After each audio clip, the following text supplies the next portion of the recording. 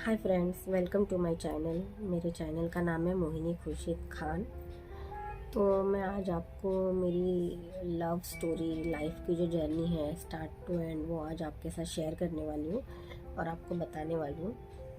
तो प्लीज़ आप वीडियो पूरा देखिए, स्किप करके ना देखिए, क्योंकि जब आप पूरा देखेंगे तो ही आपको पता चलेगा कि क्या है, क्या हुआ। आप स्किप करेंगे तो आपको अच्छे से सब कुछ समझ में नहीं आएगा।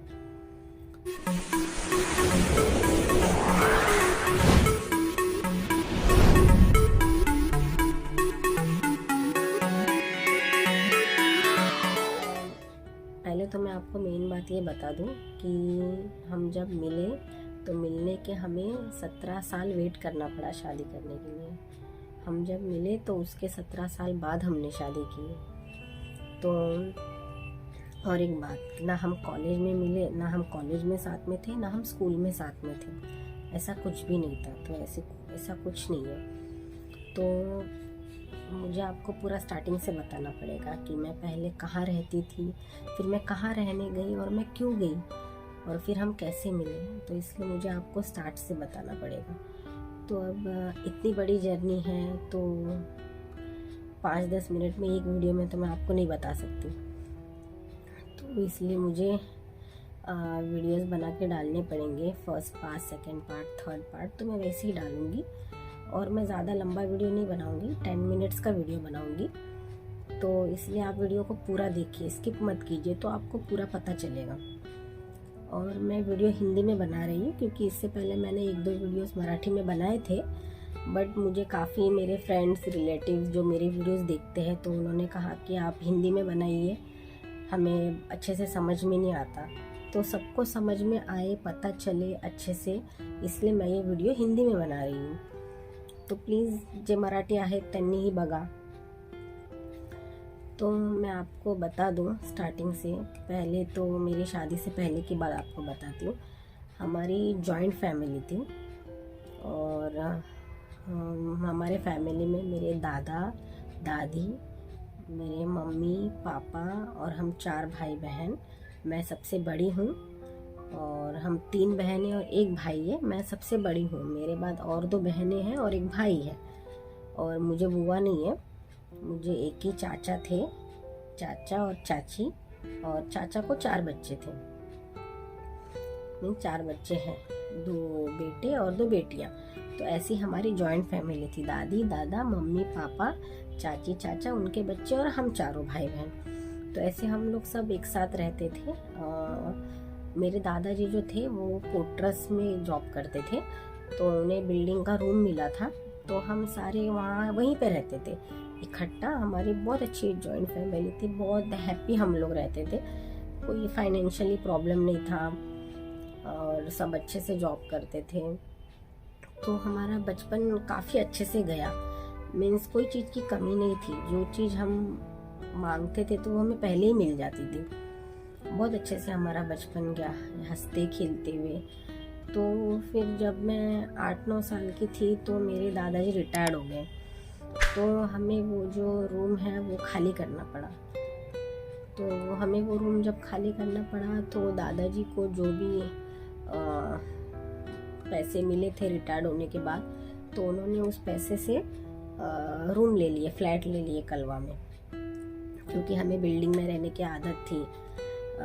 तो हमें और कहीं अच्छा नहीं लगता था, तो उन्होंने वहाँ पे रूम ले लिए सबके लिए। तो हम सारे वहाँ पे जाके शिफ्ट हो गए। जब हम सारे वहाँ पे जाके शिफ्ट हो गए तो वहाँ पे भी रह रहे थे अच्छे से, बट अभी बच्चे छोटे थे, सारे बच्चे छोटे थे, चाचा जी के भी बच्चे छोटे थे, हम भी सारे छोटे थे। तो साथ में रह के धीरे धीरे बड़े हो रहे थे, तो कैसे बच्चों में लड़ाई या झगड़े होते थे। तो मेरे पापा ने बोला कि ठीक है, आप लोग यहाँ पे रहिए और हम लोग कहीं और जाके रहते हैं। तो फिर मेरे मम्मी पापा और हम चारों भाई बहनें हम आके चौल में शिफ्ट हो गए, चौल में रहने लगे। तो चौल में रहने लगे तो अच्छे से ही चल रहा था, मीन्स हम लोग सैटरडे संडे जाते थे कलवा चाची चाचा को मिलने के लिए। कभी वो आ जाते थे हमें मिलने के लिए, कभी दादा दादाजी आ जाते थे। तो ऐसे हम मतलब एकदम प्यार से हम लोग रहते थे, कोई लफड़ा झगड़ा, कोई लड़ाई, कुछ भी नहीं। तो हमारा सैटरडे संडे तो फिक्स था वहाँ पे जाना। तो ऐसे अच्छे से सब चल रहा था, और चल रहा था तो वहाँ पे कलवा में शिफ्ट होने के 1 साल बाद ही मेरे चाचा जी की डेथ हो गई। तो मेरे चाचा जी की डेथ हो गई तो मेरी चाची भी अकेले हो गई, और मेरे पापा भी बहुत टेंशन में आ गए, क्योंकि मेरे पापा को एक ही भाई थे, छोटे भाई थे, और बुआ तो कोई है नहीं। तो बहुत टेंशन में आ गए, वो भी डिप्रेशन में आ गए। मेरी चाची भी बहुत टेंशन में रहने लगी, क्योंकि 4 बच्चे, और हम सारे बहुत अच्छे स्कूल में पढ़ते थे। मीन्स फाइनेंशियली कोई प्रॉब्लम नहीं था, तो सबको इंग्लिश मीडियम में डाला गया था। तो चाचा जी के बच्चे भी बहुत अच्छे स्कूल में पढ़ते थे। तो चाचा जी के जाने के बाद दादा दादी तो थे चाची को सपोर्ट करने के लिए, बट फिर भी वो अकेले हो गई थी। और मेरे पापा भी काफ़ी टेंशन में रहने लगे, क्योंकि जब भी मेरे चाचा जी की डेथ हो गई तो उनकी ज़्यादा कुछ एज नहीं थी, 32 ईयर्स के थे वो। तो मेरे पापा भी टेंशन में रहने लगे, और मेरे पापा को ऑलरेडी बहुत हैवी डायबिटीज़ थी। और चाचा के जाने के बाद में वो उन्होंने टेंशन ले लिया, तो वो थोड़ा बहुत ड्रिंक भी करने लगे। तो मेरे पापा थोड़ा बहुत ड्रिंक भी करने लग गए। तो बस ऐसे ही चल रहा था। हम लोग जाते थे उनको मिलने के लिए, तो वो हेल्प भी कर देते थे। तो ऐसा चल रहा था, चलते चलते फिर चाचा जी के जाने के 1-1.5 साल बाद मेरे पापा की भी डेथ हो गई। तो मेरे पापा की भी डेथ हो गई तो मेरी मम्मी भी अकेले हो गई। और मैं आपको बता दूं, मेरे मम्मी की शादी बहुत बचपन में हुई थी। मेरी मम्मी 9-10 साल की थी तभी, और मेरी मम्मी गांव की थी। तो मेरी मम्मी को कुछ भी नॉलेज नहीं था मुंबई का, ना कुछ रास्ते पता थे, कुछ नहीं। क्योंकि मेरे पापा बहुत पॉजेसिव थे, मम्मी को लेके बहुत प्रोटेक्ट करते थे मम्मी को। तो मम्मी कहीं अकेले आती जाती नहीं थी, तो मम्मी को कुछ भी नहीं पता था। तो आप समझ सकते हो मम्मी कितनी अकेली हो गई होगी। और 4 बच्चे सारे अच्छे स्कूल में पढ़ते हैं। और तो ऐसे ही 1-1.5 साल में मेरे चाचा जी भी चले गए और मेरे पापा भी चले गए। तो पापा के जाने के बाद में फिर मम्मी भी अकेले हो गई। मम्मी के पास भी 4 बच्चे, तो अब क्या करेंगी मम्मी भी। तो घर कैसे चलेगा। तो मुझे 2 मामा हैं, दोनों मामा गांव में ही रहते थे। बट जो मेरे बड़े मामा हैं ना, उन्हें मेरे पापा ने मुंबई में बुला लिया था, और उन्हें मेरे पापा ने उनको जॉब भी लगवा दी थी, उनकी शादी भी करा दी थी। तो जो मेरे मामा थे वो हमारे पास में नज़दीक ही रहते थे, 2-4 घर छोड़ के। तो जब भी मेरे पापा की डेथ हो गई तो थोड़ा बहुत मेरा मामा भी हेल्प कर देते थे हमें, जैसे राशन भर के देना या और कुछ हेल्प कर देना। मामा भी हेल्प कर देते, थोड़ी बहुत दादी हेल्प कर देती थी, थोड़ी बहुत नेबर्स हेल्प कर देते थे। तो ऐसे ही चल रहा था। और फिर अब मम्मी को तो काम करना ही पड़ेगा, 4 बच्चे हैं। मेरी मम्मी ने शादी नहीं की। जब मेरे पापा की डेथ हो गई तो मेरी मम्मी बहुत छोटी थी, 26-27 ईयर्स की थी सिर्फ। बट उन्होंने बोला नहीं, मेरे बच्चे हैं तो मैं उन्हें संभालूंगी और मैं मेहनत करूंगी। तो अभी मम्मी को जॉब पे तो जाना ज़रूरी था। तो जहाँ पापा काम करते थे वहाँ पे मम्मी जॉब पे जाने वाले थे, लगने वाले थे।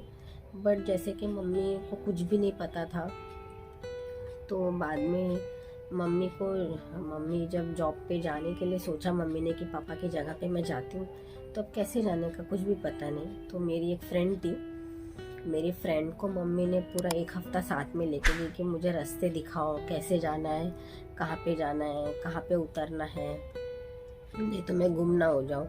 कई बार तो मेरी मम्मी गुम भी हो गई थी। तो ऐसा करके फिर मम्मी वहाँ पे जॉब पे लगी। तो जॉब पे भी भले लगे, तो अभी 20 साल पहले की बात है। तो मम्मी को, हम सब छोटे छोटे ही थे, मैं 8th स्टैंडर्ड में थी। तो जॉब भी मम्मी को लग गया, तो ज़्यादा पगार नहीं था, बट 2000 था 20 साल पहले। तो उसमें कैसे होता था, इतना पॉसिबल नहीं था। तो बस फिर भी कैसे कैसे चल जाता था, सब थोड़ा बहुत हेल्प कर देते थे, नेबर्स भी अच्छे थे, मामा। तो ऐसे ही चलता था। और मेरे जो हस्बैंड है, तो वो जहाँ हम चौल में रहते थे वहीं पे थोड़ी सी दूरी पे ही वो रहते थे। वहीं पे। वो भी उस वक्त छोटे थे, बट वहाँ पे वो थोड़ी बहुत दूरी पे वो रहते थे। तो वो मुझे रोज़ देखते थे। मैं स्कूल जाती थी, ट्यूशन जाती थी, तो वो मुझे देखते थे, मैं भी उनको देखती थी। तो अब आगे की स्टोरी मैं आपको दूसरे बार वीडियो में बताऊंगी, क्योंकि 10 मिनट हो गए हैं ऑलरेडी। तो मैं आपको दूसरे पार्ट में बताऊंगी आगे क्या हुआ। तो प्लीज़ आप मेरा वीडियो देखिए। अगर मुझे आपने सब्सक्राइब नहीं किया होगा तो प्लीज़ मुझे सब्सक्राइब कीजिए, मेरी वीडियो को लाइक कीजिए, शेयर कीजिए, कमेंट कीजिए। आपका कमेंट बहुत ज़रूरी है। आपको क्या लगता है जब आप मेरी स्टोरी सुनेंगे, तो आपको क्या लगता है, आपके विचार मुझे बताइए कि क्या सही था, क्या गलत था। मुझे कमेंट बहुत ज़रूरी है, तो आप प्लीज़ मुझे कमेंट कीजिए। और ठीक है, फिर मिलते हैं अगले वीडियो में। तब तक के लिए बाय, टेक केयर।